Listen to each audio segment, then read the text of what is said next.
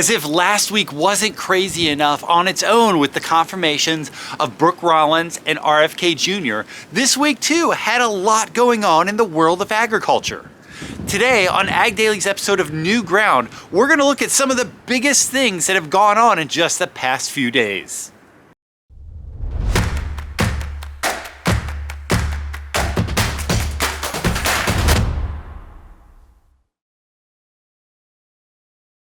This week, the administration realized that it accidentally fired several of the people with the USDA who are working on the nation's bird flu response.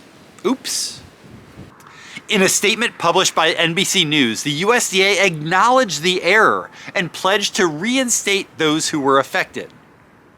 They said, quote, although several positions supporting bird flu efforts were notified of their terminations over the weekend, we are working to swiftly rectify the situation and rescind those letters. The unintended firings have of course raised concerns among lawmakers and poultry industry experts as bird flu continues to wreak havoc on the industry and driving egg prices higher.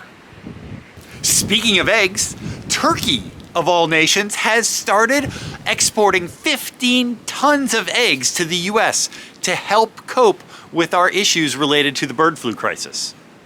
Faced with supply constraints amid the bird flu outbreak, US firms have sought alternative import markets, leading to the negotiations with Turkish producers. Shipments began this month and will continue until July. Turkey will benefit massively from this new trade agreement, expected to haul in about $26 million in export revenue. John Deere recently hosted an exclusive event looking at their new e-Power tractor prototypes. The event was held in California to coincide with World Ag Expo and showed off their battery electric vehicles, which they hope will be in production in the next couple of years. The event showcased the first fully built from the ground up battery-powered prototypes in 3 different configurations: an orchard, vineyard, and livestock tractor. The goal is to have scalability from one machine to the next, autonomous capabilities, intuitiveness, and provide customers with another option to fit their needs. Each tractor in the lineup featured foot brakes, accelerators, cruise control, and an ultra-quiet ride that the company says translates to better animal husbandry practices, comfort for the operator, and noise reduction for jobs that require close proximity to public institutions such as schools. The power range of the lineup of tractors will be about 130 to 150 horsepower, equivalent to their diesel counterparts.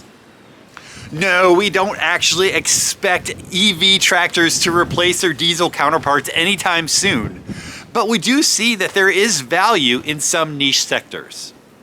Lawmakers in Montana and Wyoming are pushing to outlaw lab-grown meat.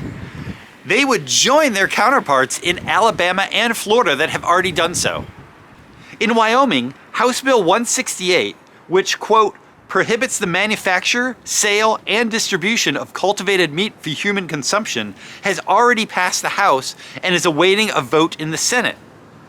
Meanwhile, Montana's House Bill 401 remains under consideration but has a good bit of support.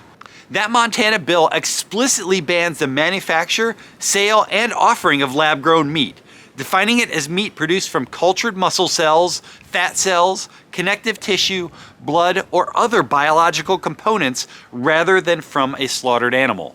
Supporters of these bills say that lab-grown meat threatens rural economies, traditional livestock sectors, and erodes consumer trust in natural products. Well, those are some of the biggest things from the world of agriculture in the past week or so.